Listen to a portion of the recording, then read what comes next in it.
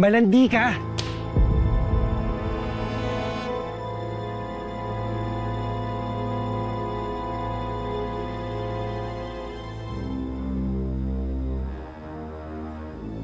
Christine! Christine! Totoo ba ang narinig ko? Buntis ka? Sagot! Oh, walang hiya ka! Kagaya ka rin ng ina mo. Mga walang utang ng loob. Matapos kitang buhayin, nang iwan ka niya, ito ang gaganti mo sa akin? Nagkulang ba ako ng mga paalala sa'yo? Ng mga pangaral sa'yo? Na nga po yung problema, tita eh. Masyado kayo naging mahigpit sa akin.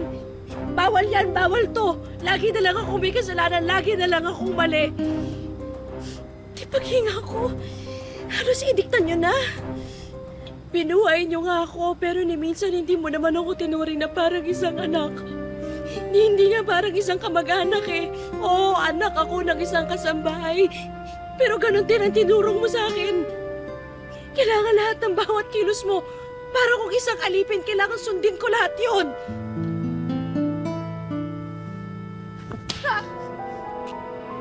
Ingrata!